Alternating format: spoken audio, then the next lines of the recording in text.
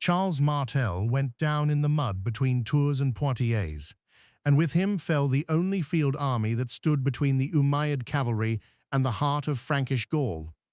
It was October of 732, and the shield wall that had held all morning broke in a single afternoon. To understand how the most powerful man in the Frankish world came to die on a road in Aquitaine, we have to follow the army that had marched 1,000 miles to meet him. Abd al-Rahman al-Ghafiqi, governor of Al-Andalus, had crossed the Pyrenees with a host built around mobile horsemen, veterans of a frontier that had been expanding for 20 years. In this alternate timeline exploration, we examine what could have happened and why the real history unfolded differently. The road north had already been paved with one Frankish disaster. Eudo the Great, Duke of Aquitaine, the same commander who had shattered an Umayyad army at Toulouse in 721, was broken at the river Garonne. His levies scattered, his cities burned, and the chroniclers would later write that God alone knew the number of the slain. Abd al-Rahman pushed toward Bordeaux and then toward the shrine of Saint Martin at Tours, the richest in Gaul. Eudo, ruined and desperate, rode to the one man who could still raise an army against the tide. His bitter rival, Charles Martel, mayor of the palace, the power behind the figurehead King Theuderic IV. Charles gathered his veterans and marched south. But what would happen when the wall met the charge would not unfold the way the songs of our own history remember it. For 7 days, the two armies watched each other across the cold ground, neither willing to give up the advantage of position. Charles had chosen well. His men stood on foot in a dense square, shoulder to shoulder, a wall of shields and Frankish iron that the chroniclers compared to a glacier, unmoved and unmoving. The Umayyad horsemen charged, and charged again, and for hours the line held exactly as it was meant to. Then it didn't. Somewhere on the right, where Eudo's reformed Aquitanians anchored the Frankish flank, a seam opened. A wave of cavalry found the gap, drove a wedge into it, and what had been a wall became a crowd. The discipline that depended on every man trusting the man beside him dissolved the moment the formation lost its shape. Charles Martel, fighting on foot among his retainers as he always did, was caught in the collapse rather than behind it. A man who cannot run cannot escape a broken line. The hammer of the Franks went down in the press, and the news of it ran through both armies faster than any order. The wall that had defined him in life undid him in death. By dusk the road to Tours lay open, and the body of the most important man in Francia lay somewhere in the ruin of his own front rank. Victory at Tours did not bring an empire overnight.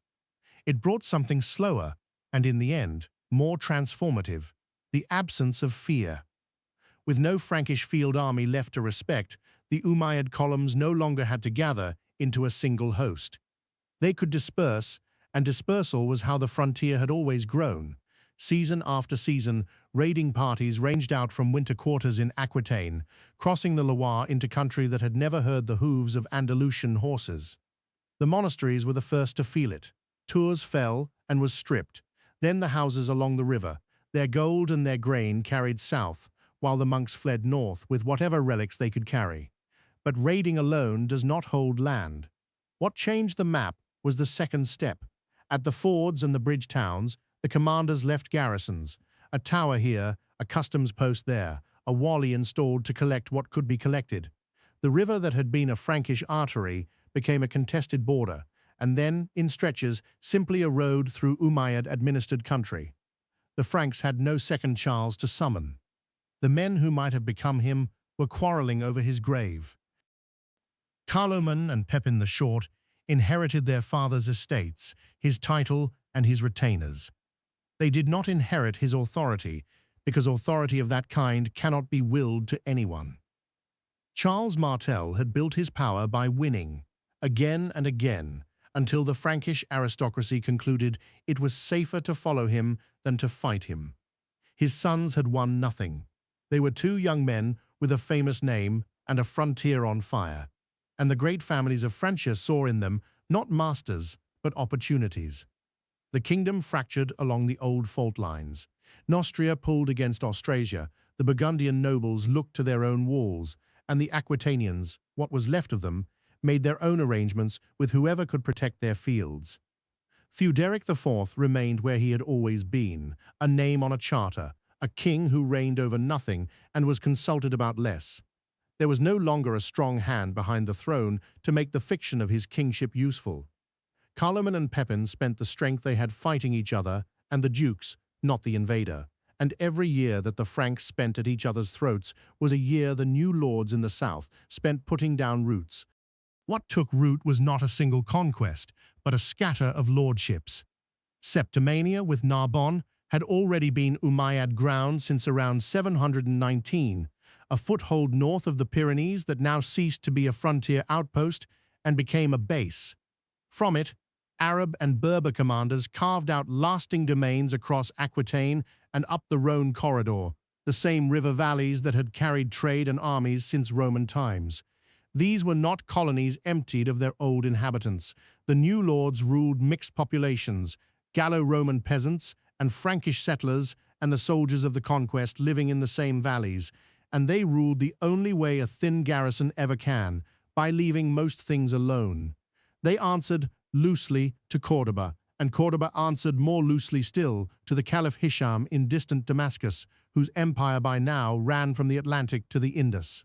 A governor on the Rhone was about as far from Damascus as a man could be and still be inside the Umayyad world.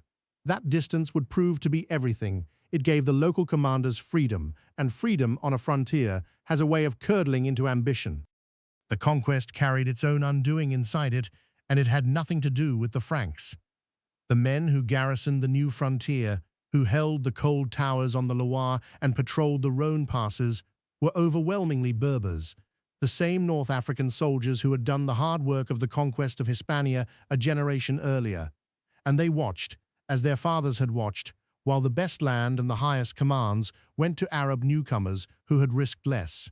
The grievance was old and it was real, and in our own timeline, it exploded into open revolt across Al-Andalus in the 740s. It explodes here too, because the divergence at Tours did nothing to soothe it. If anything, the new northern conquests, with their thin garrisons and their unrewarded labor, sharpened the resentment. The frontier columns that should have been pushing deeper into Francia turned around instead, marching south to fight their own. Cordoba was forced to choose between expansion and order, and a state in the middle of a civil war does not expand. The advance that had seemed unstoppable after Tours stalled, not because the Franks had found a new hammer, but because the conquerors had turned on one another. In the occupied south, away from the fighting, something quieter was happening that would outlast every emir and every revolt. The garrisons had not raised the churches, they had taxed them. A Christian who paid his tribute was left to his faith, and so the cathedrals of Narbonne and the river towns kept their doors open under new masters, their bishops negotiating with a governor instead of a duke. It was the same arrangement that had produced the Mozarabs of Iberia, the Christians who lived, worked, and prayed within the Umayyad world, and the same kind of people now took shape north of the mountains. Languages layered rather than replaced one another. In the markets and the fields, the old Latin was already softening into the early Romance that would have become the tongues of southern Gaul, and now Arabic threaded through it, the language of the tax rolls and the courts and the call to prayer. Conversion came slowly, as it always did, one generation choosing the faith of the rulers for one reason or another, until the balance had quietly shifted. No one decreed a new world. It accumulated, household by household, until the religious map of the South no longer matched the one the Franks had known.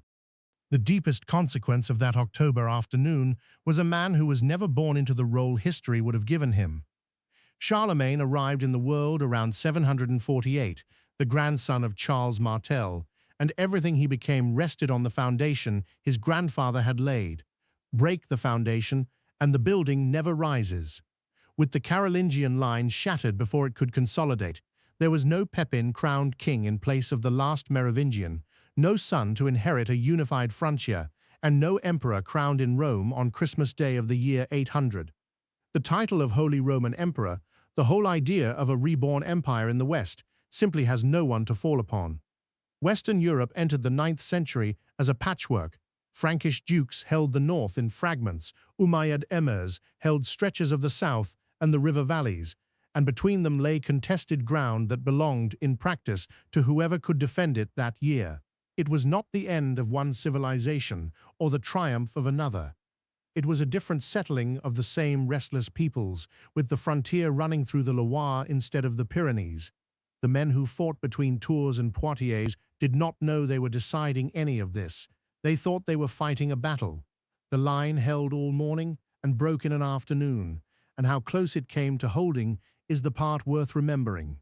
History does not announce its turning points. It only leaves us, long after, to trace the road back to the field where the wall gave way.